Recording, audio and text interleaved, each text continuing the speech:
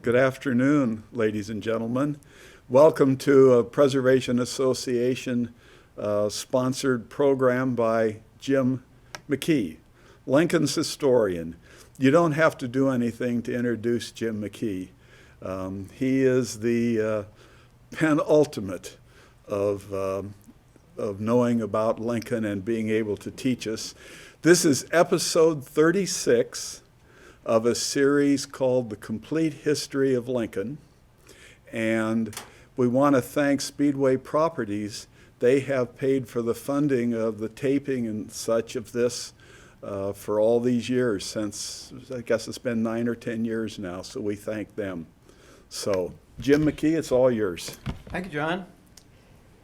And I think the word penultimate means just below the ultimate, so thank you for the great introduction as well. I think when Eileen and I first talked about this, and Lowell probably remembers better than I think we thought we might be able to do 12 or 15. And unfortunately, 18? Okay, well, we've surpassed that. And as John will note, no end in sight, because they keep inventing history every day. And by the way, we want to thank John, because he and his grandson are the one that gets the photographs and the slides into a usable thumb drive sort of PowerPoint presentation. So no more stalling around. We're going to look at probably 5 or 6 or 8 topics today, something like that, starting with Raymond Brothers Clark and the H.P. Law wholesale grocers, and kind of an edge of the Haymarket. And as always, if there are any questions, jump right in with them. You will not interfere with any train of thought I have, as most of you know. In 1862, a man by the name of Isaac Raymond moved to Waverly, Iowa. There he worked for his brothers in a grocery store and started his political career as well. He was on the city council there. Then in December of 1871, he came to the city of Lincoln, which was at that point 4 years old, and he established Raymond Brothers Wholesale Grocers at number 2 10th Street, and that's this picture, someplace between O and P.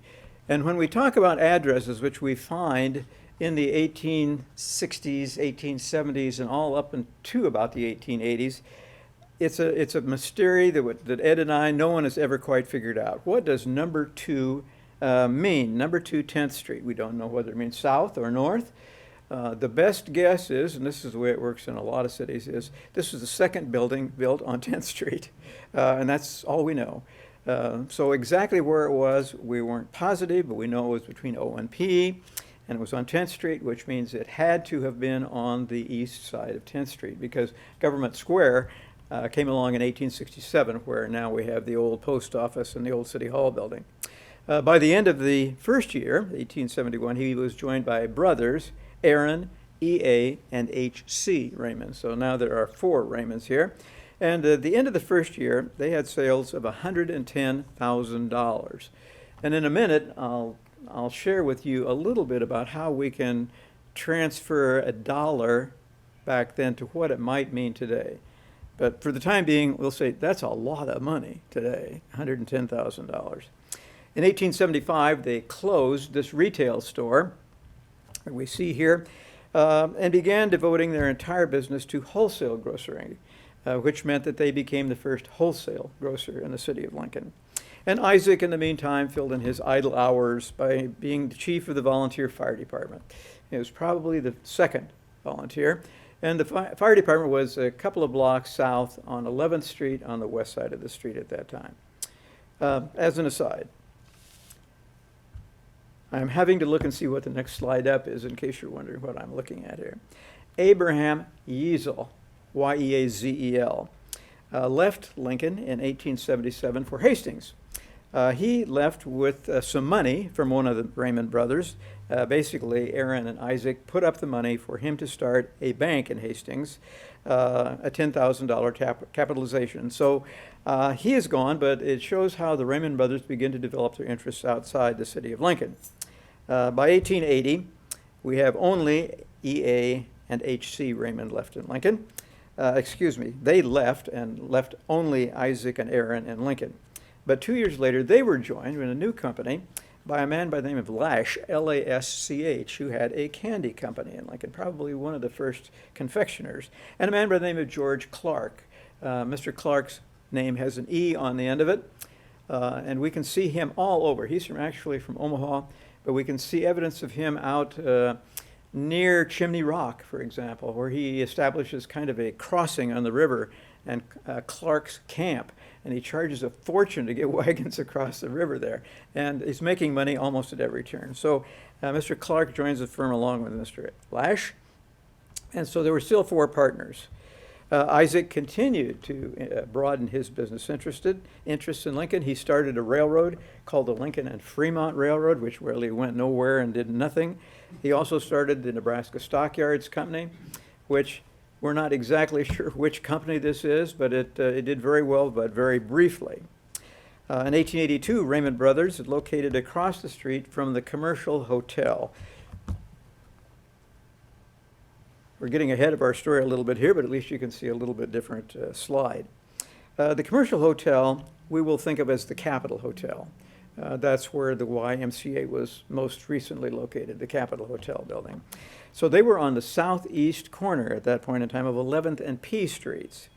It was a 2-story building, 50 by 100, and like most of the buildings downtown, their cellar went underneath the sidewalks all the way around, and some of those cellars extended clear to the middle of the street. Miller and Payne, for example, goes under O Street, and it went under 13th Street. So if you ever ate in the tea room in the basement at Miller and Payne's, you probably were under the sidewalk, clear out into the middle almost of 13th Street.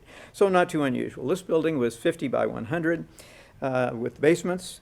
And their ad at that time showed they had 12 employees with 5 men who spent their time out on the road selling wholesale groceries across Nebraska, Kansas, and Colorado. So a large business. By that year, 1882, their sales exceeded $1 million annually.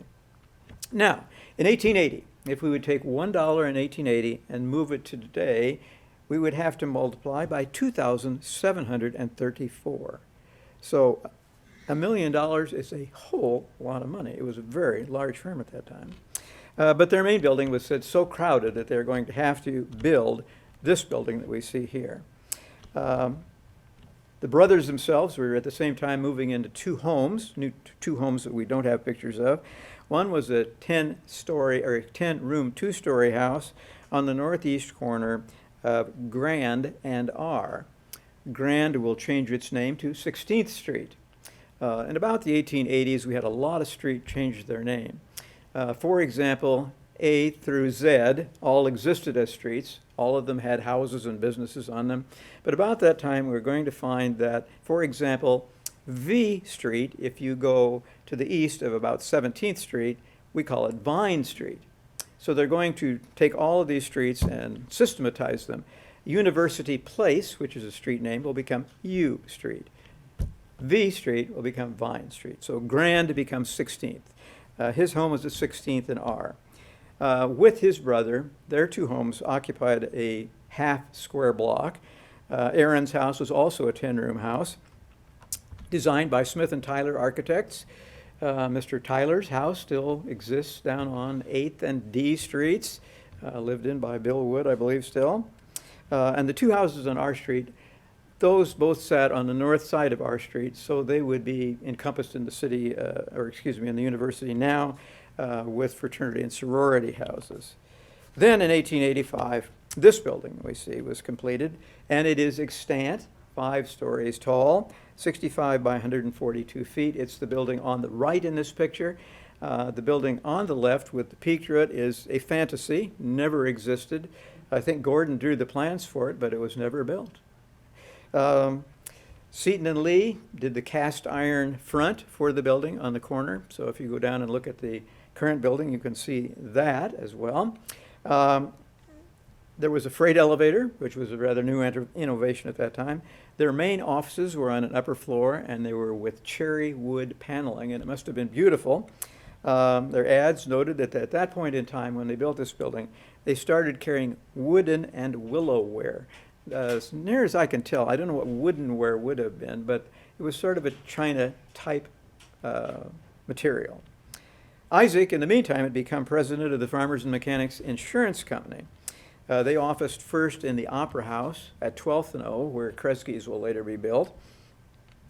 And he was also elected to the Nebraska House of Representatives, and 2 years later, he was a U.S. Senator. So they're becoming very active in politics as well. He was also president of the Lincoln Board of Trade, and the Board of Trade was sort of like a Chamber of Commerce in the early years. But really, they dealt with the State Railway Commission and established a freight bureau in order to systematize freight rates of the railroads, trying to get them all on the same page. Through the years, Raymond Brothers and Clark, as the firm is now called, Clark with an E on the end again, extended into meat packing, and they began to be joined with other wholesale grocers in the city of Lincoln. In 1951, they were purchased by the H.P. Law Company.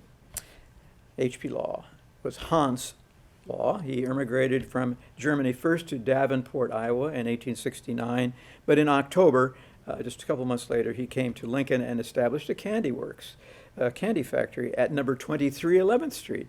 Again, we can't be exactly sure where that was. He was also in the soda water business at that time, and he claimed annual sales of $250,000, which again would be millions today, which would be a big business. He did that primarily by adding best Milwaukee beer to the mix, so no dummy he. Then in 1893, he partnered with another man by the name of W.C. Mills, and they incorporated something called the Lincoln Drug Company. Lincoln Drug Company was later sold in 1901 to A.S. Raymond. Let's see what the next slide is. Oh, this shows the building a little bit later, actually as a brick building. H.P. Law's building, which was in the Haymarket, was destroyed by fire when the north 2/3 of the Clark building on the northwest corner of 8th and P, which would be where the Indian Oven sits today. And if you go into the winter entrance to the oven, which enters inside the building instead of on 8th Street, you can look at that wall going into the building and look and see where the fire ended. It ended at that firewall, and it's still evident by looking at that brick wall, which is the exterior north wall of the oven, or the interior wall of that atrium there.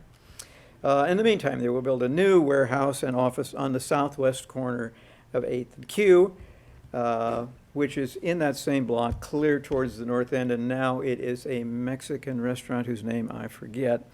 They also, when they were in that building, began to manufacture My Lady coffee. And we have pictures of that building with a huge water tower on the roof, which is a coffee can of My Lady coffee, and it comes up quite frequently. And so they roasted coffee in the same building. 1951, as I mentioned earlier, H.P. Law purchased the Raymond Brothers, and in 1953, that new firm consolidated with the Archie Fur Company and located out at 1105 West O Street, and Quonset hut buildings and large buildings, most of which are still there. That business was then purchased by Nash Finch and then by Sunmart, which in 2012 had annual sales of $5 billion. That's 10 years ago. So another business which is hard to get your arms around the numbers, but they can call themselves at that time the second largest publicly traded wholesale food distributor in the United States. The 801 building, which we see here, was then empty when they moved out on West O, and it became several things. First of all, it was a merchandise mart, which as we see it in this picture here, we're looking towards the south, down A Street, and people quite frequently want to know what the pyramid in the background is, just behind the picture there, behind the building, I should say, which is on 8th Street, and that is the cooling tower for the electrical generating plant for the Lincoln Traction Company. And they were the major producer of electricity at that point in time. I think we've got, let's see, a couple of others here. This is the building as we would have seen it probably 5 years ago. This is the 8th Street elevation of the building, so we're looking a little bit towards the northeast. And one of the great things about that building is no longer visible, and that's that stone dock, which we see there. In fact, I told the gentleman who now bought the building, that he broke a lot of people's hearts because that was one of the most frequent places for senior high students to go and take their own pictures for the annual. All covered up with a dock now. This is the alley side. This is the south elevation of the building, which has been completely spiffed up at this point in time. The alley, well, this picture was taken in 2015. Now it's got a restaurant on the ground floor, and I'm not sure that restaurant is actually opened yet. It'll be the second restaurant in the site. The first one never did open. The upper part is all condominiums and all sold. This is the Law House, which sits catty corner on D Street. Originally, it's set true to the world, but they made it, cranked it a little bit so that it faced not towards the north, but faced towards the northeast. It was redone, and then two of the children built houses on either side of it, both of which are still there. And here they are renovating the house. At some point in time, I don't think I have a date on this. Nope, I don't have a date on that. That's the Law House. Afterwards, I do not have a slide of it, but if you want to come up, those of you who are in the audience, you can come up and take a look at a picture we took before they renovated the building on 8th and O Streets. And this shows how the floor in one area had buckled as much as 12 to 18 inches. And this is one of the things that an early gentleman who tried to redo the building discovered was he lost literally everything he had in an attempt to bring the building back to life, but it was phenomenally impossible. We also went in and tried to find, for example, that old cherry wood office, could find no evidence of it. Apparently there was a fireplace in it, could find no evidence of that. And in 2019, that building was renovated as 17 condominiums, which sold for between $450,000 and $1.5 million apiece. And last I heard, all but one or two of them were sold. The same gentleman did the Schwartz paper across the street at similar prices as well. Okay. Parking in Lincoln is our topic now. And when Lincoln, of course, was Lancaster, parking no problem anymore. They got parking lots everywhere. But as Lancaster, in 1866 and 1867, as it became Lincoln, had a population of 30 people, so certainly there was no parking problem at that point in time. In fact, probably people didn't even bother to tether their horses. They would have just dropped the reins on the ground and maybe put a rock on them and hope for the best. But within 1 year, from 1867 to 1868, the population jumped from 30 to 800. But the Capital Commission, which drew the original plans for the city of Lincoln, had been thinking ahead, and they set aside the square block 9th to 10th, O to P, as a public property. It will later be purchased by the federal government, but originally it was more or less a park and more or less a parking lot for all intents and purposes. It was the unofficial campgrounds, for example. So if you were traveling through Lincoln by covered wagon or wagon, this is where you probably would have camped for the night. It also, because of that function, became kind of a hotbed of thieves and promoters and illicit people, con men, basically. But it became also probably the site of what today we would call the first farmer's market. Farmers would bring produce in and sell it in there.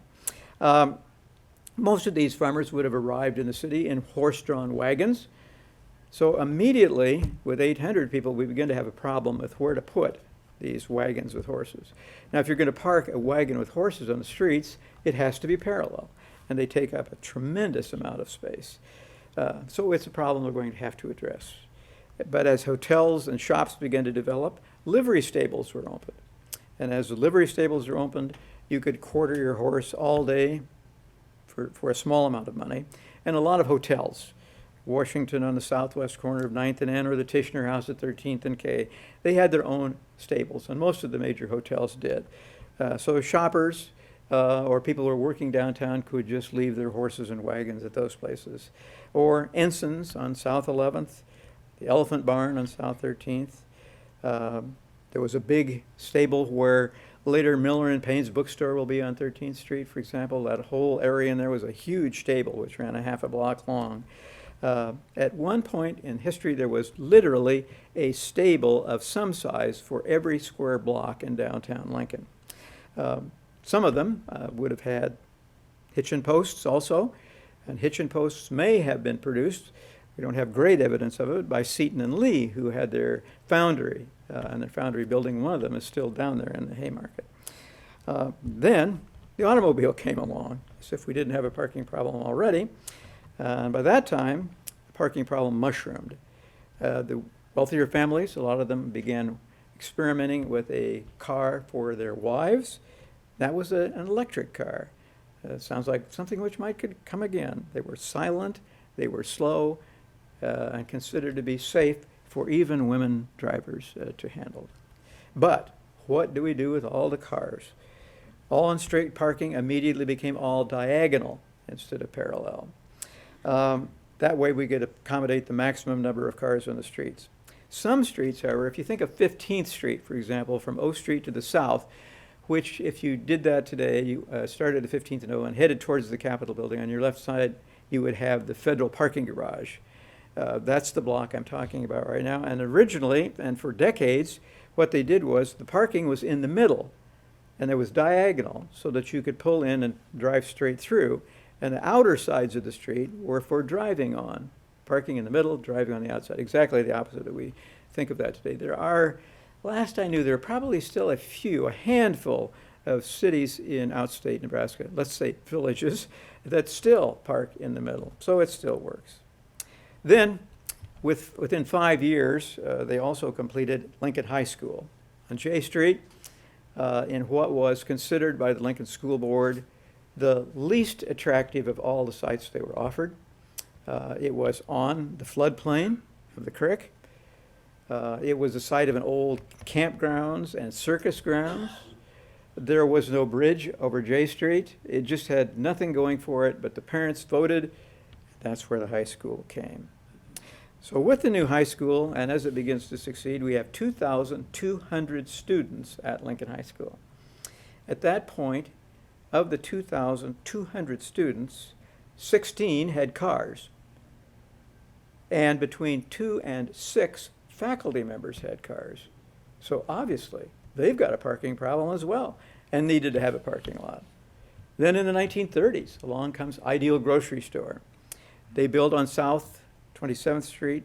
Along there, they had several stores. Finally, they bought property at 905 South 27th, where there's no cross street. But what they did was they bought the houses to the north and to the south of that property. They tore the houses down, put in gravel. And at that point in time, Ideal was the largest grocery store in Nebraska, and their advertisement said, "Oceans of parking." And those parking lots, some of them got encroached on by businesses through the years, but still they had pretty good parking at Ideal Grocery. Kind of all changed now after Ideal burned to the ground.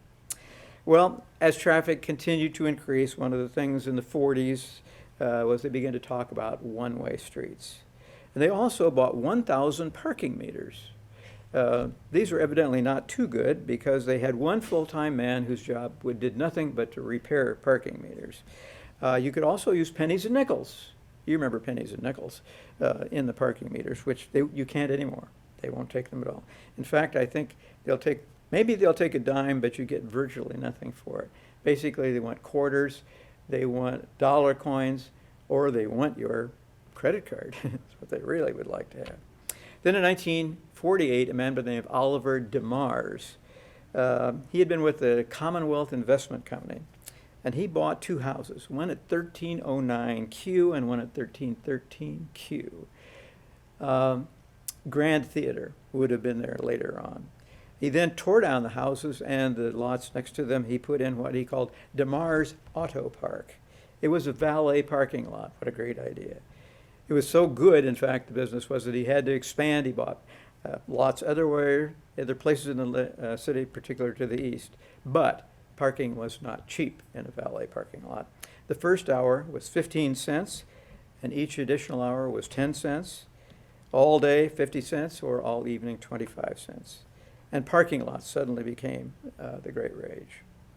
1950, the dollar from 1950 to today, you multiply by 12, roughly. And Lowell and I have talked that we used to use 10. Now it's suddenly 12. So a dollar then would cost you $12 today. Then the state enters the game, and they purchase a square block of houses, some of which will tear your heart out when you look at the pictures of them. And they began, I think we can look at another picture. This is a city parking lot as well. The state began to buy houses to the south of the Capitol building, 1 square block. And like I said, some of those houses were just dandy little Victorians, and a couple of very large houses as well. They also bought for the State Historical Society through a long, complicated legal entanglement, which we've covered before. They will buy about a quarter of a square block directly across the street east of the Capitol building and almost directly across the street north from the Kennard House, that quarter of a block right in there. They bought as a site for the State Historical Society, which did not build but about 6 feet off the ground. And they had the basement done, and the foundation was up about 6 feet above the ground.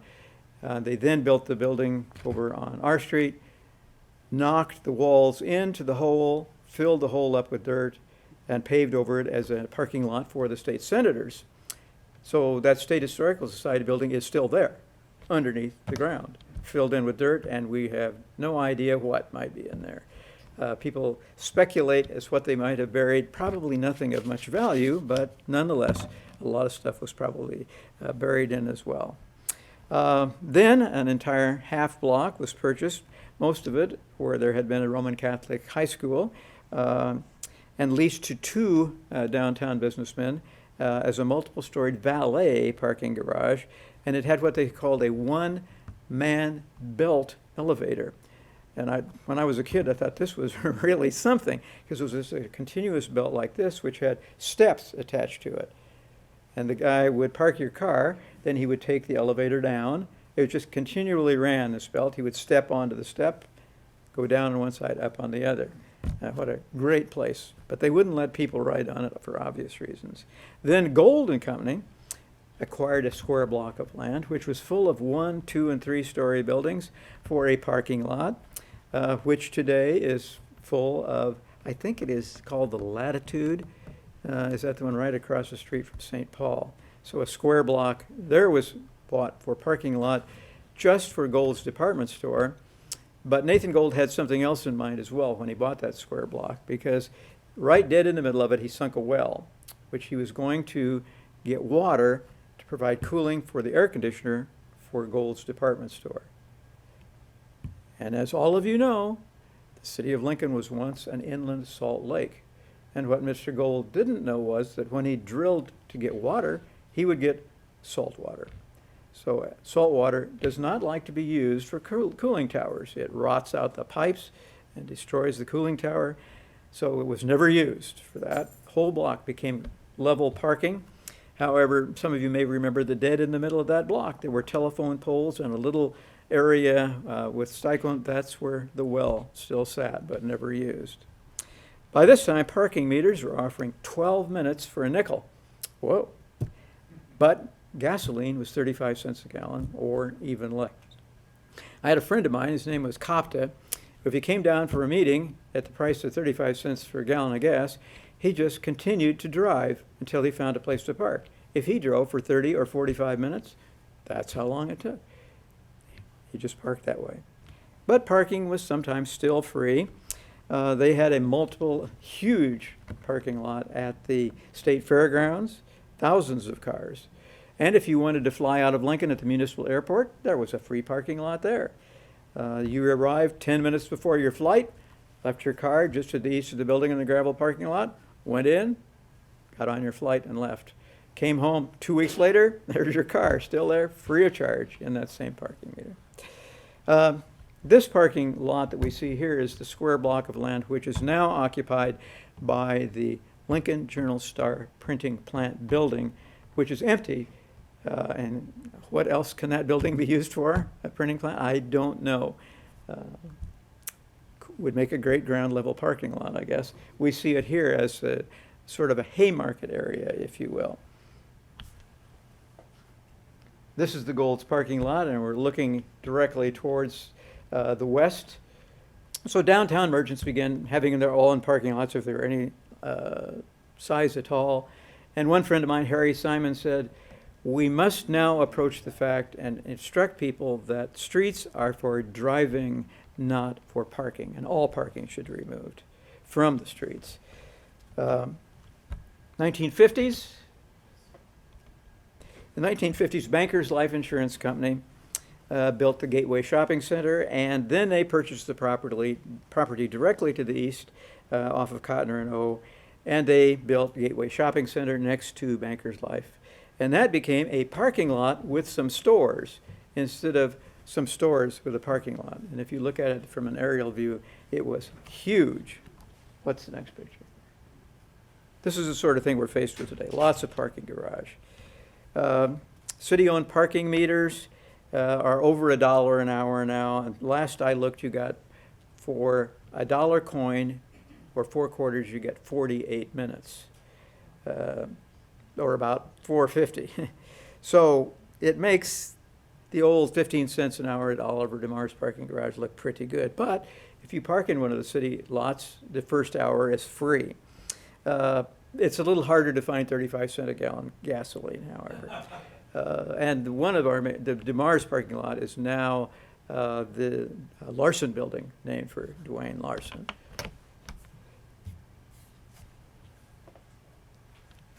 Now we're back at the corner of 9th and O Streets to talk about the quarter of a block, which is block 53, which is the block bounded by N, O, 8th, and 9th, and there's a little parking garage on the corner there, if you can picture that today.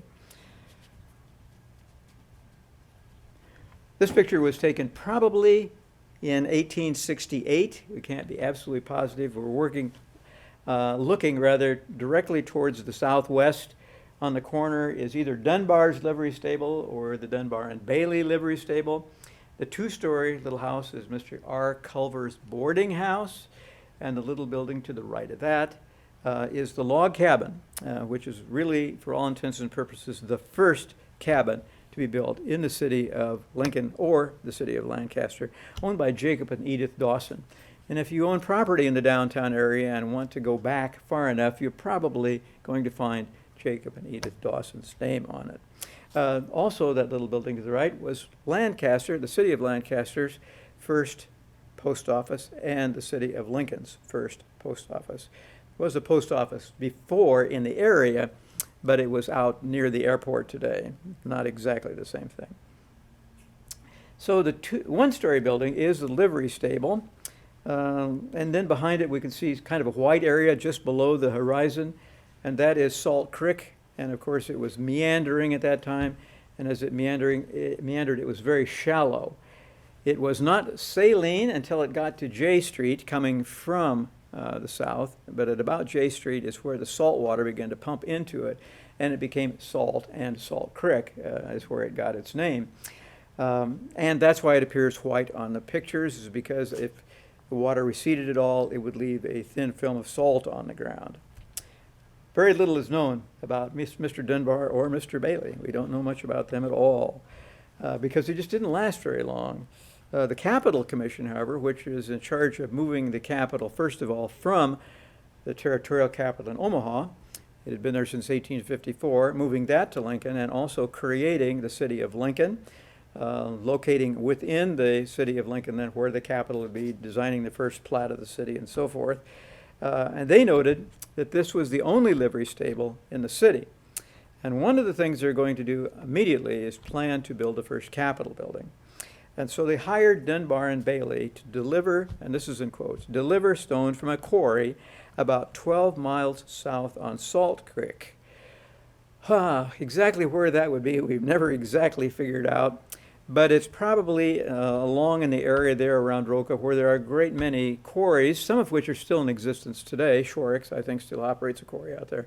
They were not producing what we would think of as building quality stone, however.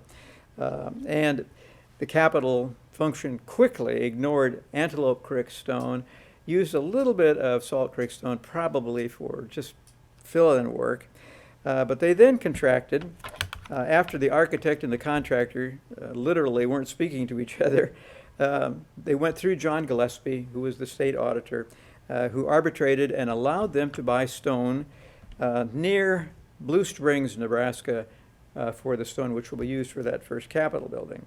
They also agreed that they would allow them to use stone on the interior walls of the Capitol building instead of brick, because there was no brickyard anywhere near here, and it was very expensive to move stone. That's why they really wanted to find stone on either Antelope Creek or Salt Creek. It just didn't prove to be very good stone.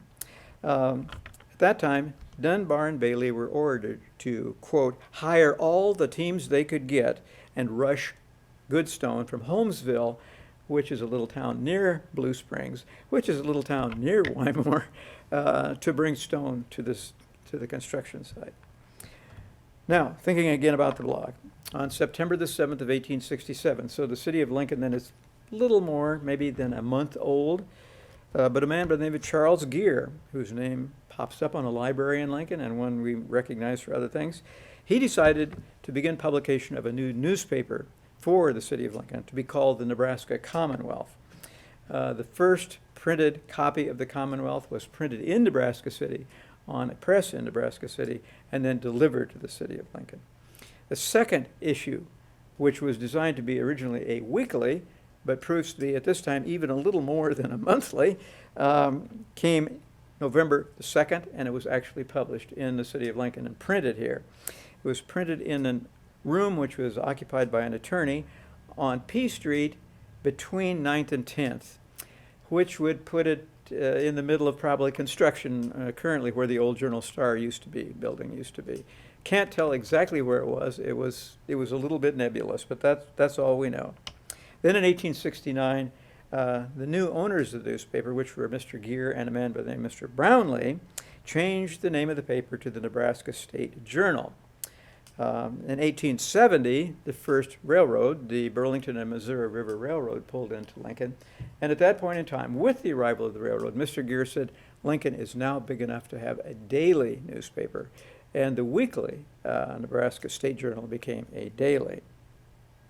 Then in 1872, Mr. Gear and Hathaway, his new partner, moved into a two-story building right about where this one-story building we show is located. And unfortunately, I have no pictures of the building. And they do exist. We just don't have one for today. So they began printing and issuing the paper from the second floor of what was called the commercial block, which was located on that corner.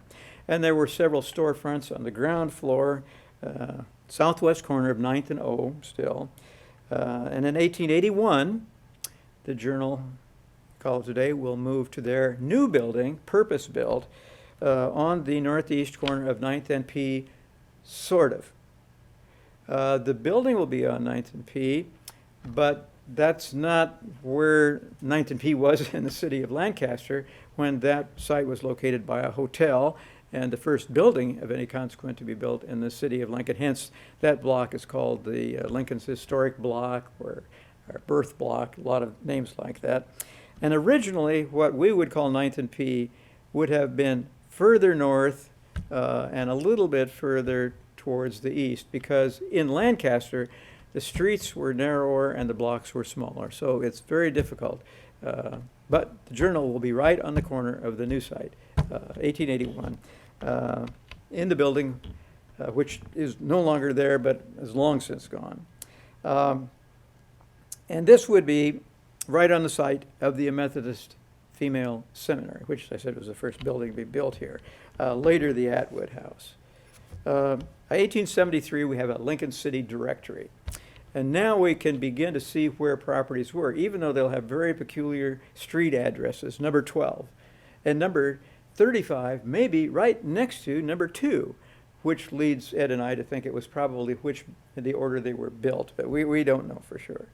And on the second floor of the commercial block at that time was a bank called Bowker, Kennard, and Wheeler.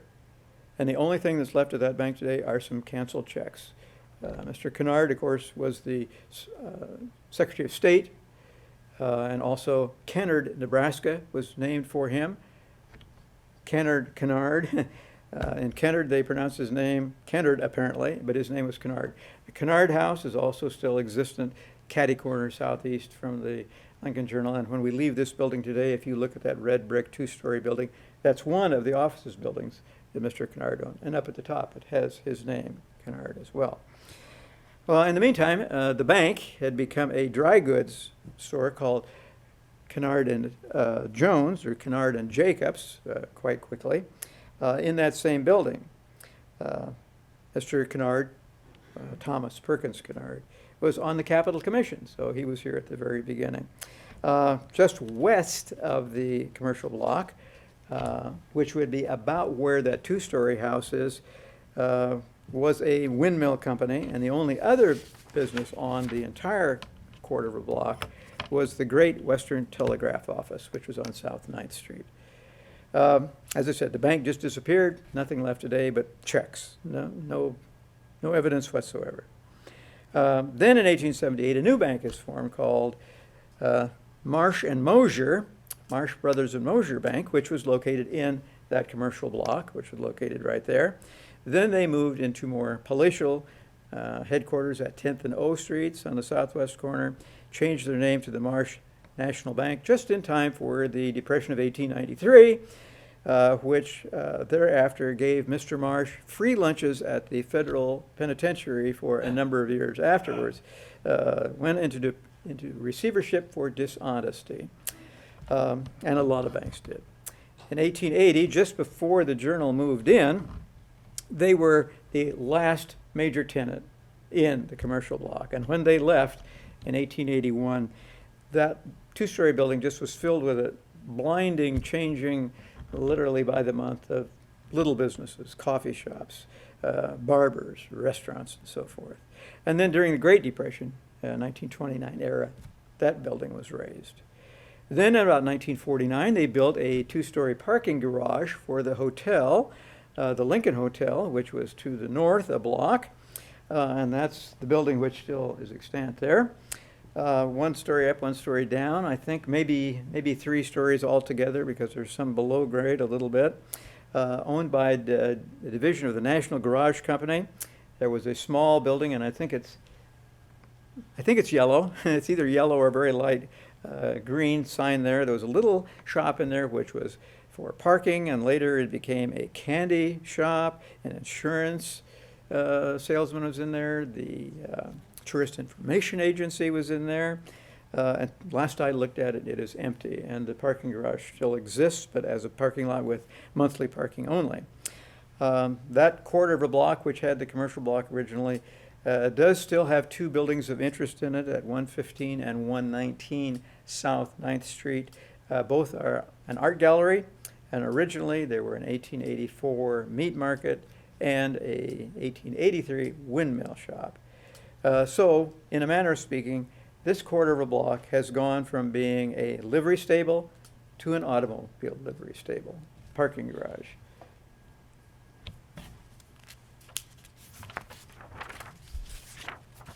Who was Lincoln's first teacher, and where was the first school?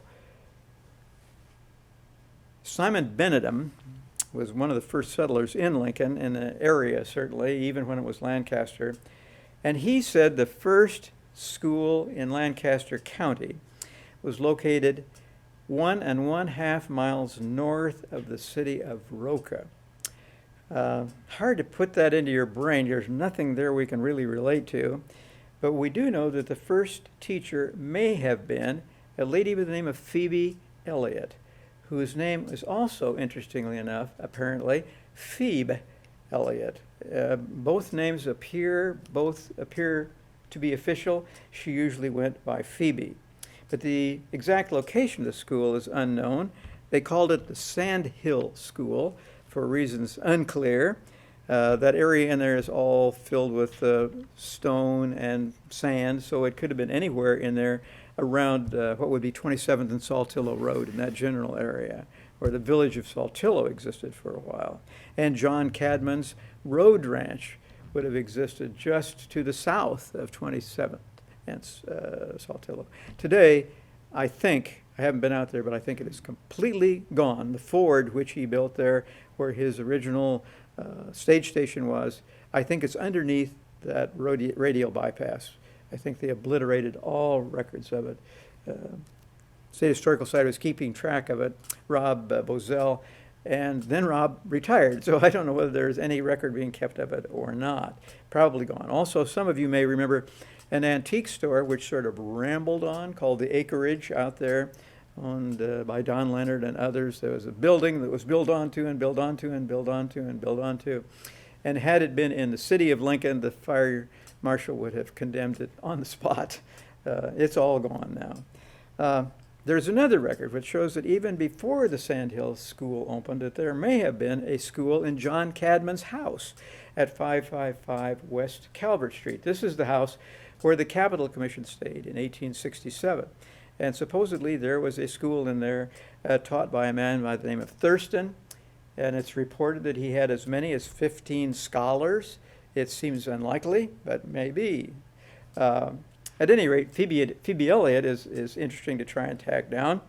By the 1880s, she owned a house at 321 South 14th Street, and her brother at 307 South 14th Street. Think of the general area around the state office building in that area. Her brother owned something called the China Hall, which was a queensware business at 12200. But some of you will recognize his wife, whose name was F-R-A-N-C, whether this was Francine or what F-R-A-N-C.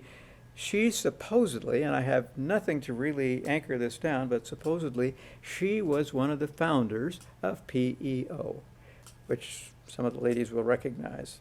And I'm not going to tell you what PEO stands for, so there. Ask me if you will, but I won't tell you. From 1887 to 1890, Phoebe served on the Lincoln School Board, and during her second year on the Lincoln School Board, a new school was built on the northeast corner of 26th and O. And they started calling it, without naming it, the Elliott School. No reason was noted, nothing is mentioned in school board minutes, nothing. They just started calling it that. 1893, the crockery business failed, and her brother moved in with Phoebe. 1889, Phoebe is listed as the corresponding secretary for the Home for the Friendless, which was at 11th and South on the southeast corner of the intersection. But she still considered herself a teacher.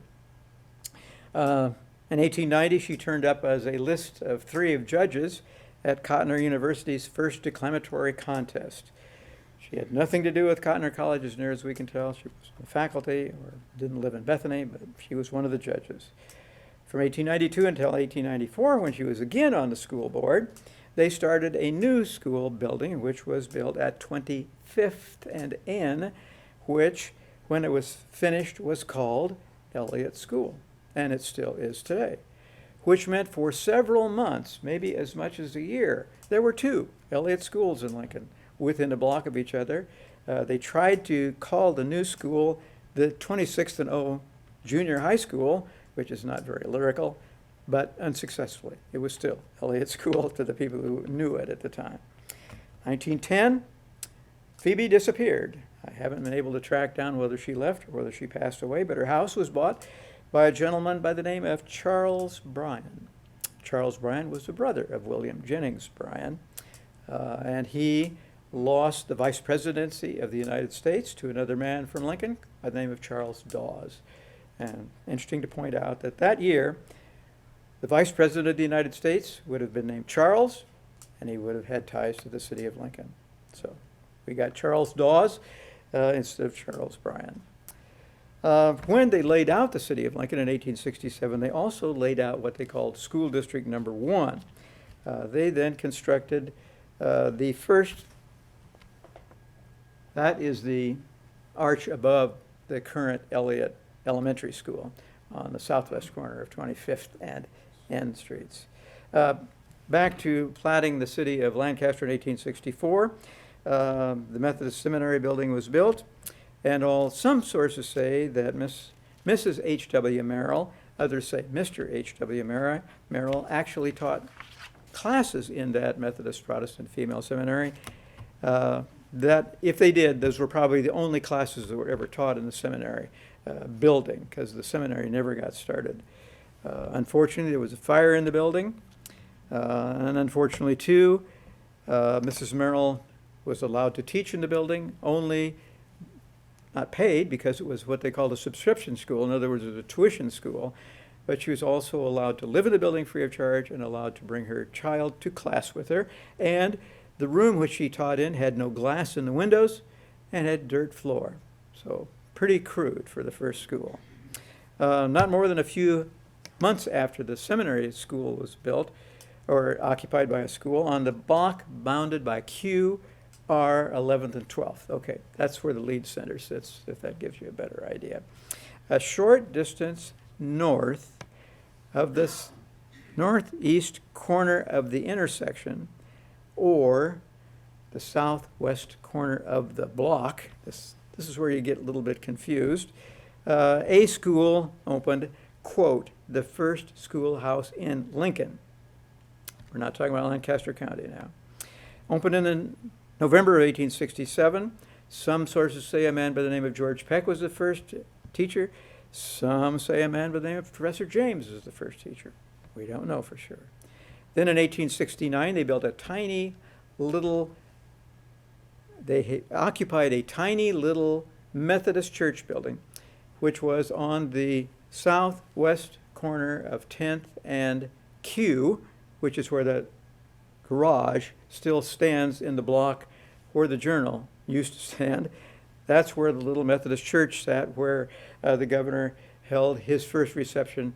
The city of Lincoln will buy the Methodist church and use it as a supplement to the building which they had built called the Stone Church, where the Lead Center sits now.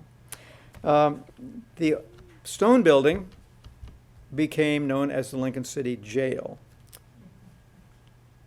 The jail then became attached to a building which was owned by, like, the Moose Lodge and a couple of others, clear on the extreme north end of the building. And that building, believe it or not, stood until the 1970s. And I took pictures of it right up until the end when it was torn down. 2 stories above ground and a full basement with a great stone foundation attached to the back of what had by that time become the Salvation Army building. And it was a large open building on the corner. So it's very difficult to nail down any first, whether it be the first teacher or the first school. But Phoebe Elliott, or Phoebe as some insist, was probably the first city teacher.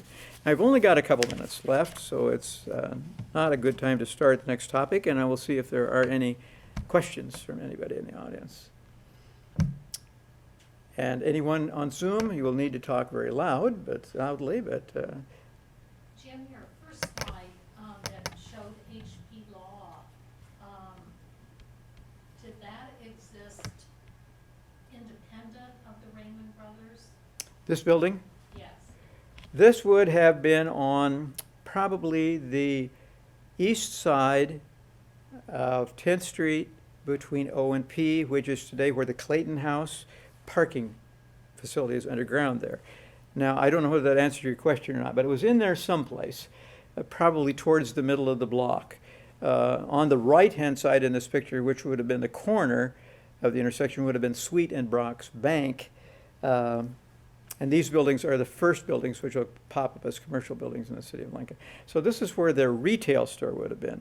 Then to find their first wholesale grocery, we need to go 1 block to the east on the southeast corner of 11th and P, which is now the Grand Theater.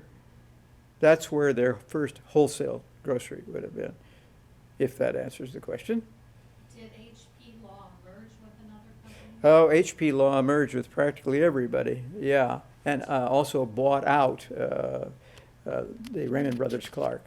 And then changed its name. And changed its name and ended up Sunmart, which I don't think has a presence in the city of Lincoln. Nash Finch did. Nash Finch became Sunmart, and if Sunmart exists in the city of Lincoln, and I'm looking to see if anybody can nod, I don't think it does. I think it's out of the Southwest, maybe Texas, I'm not sure. But at any rate, it's gone. And that's the billions of dollars And business. that's now Spartan Nash, or Nash Spartan. There was a Spartan Grocery and Nash Finch, and they They came together, and Nash Finch, which bought HP Law, which had already bought Raymond Brothers Clark, moved west O Street. They are on the south side of O Street. The Surplus Center bought buildings on both, built and bought buildings on both sides of O Street there. At last I knew, a hospital had sort of a clinic in the north side. Directly across the street are what I would call Quonset buildings, which were the buildings that they occupied as a wholesaler. And they're still there too, the last I knew. But you got to remember that I lost 2 years of my life due to the COVID. And whenever I say something was 5 years ago, it was probably 7 years ago. So I think they're still there. I haven't driven by lately.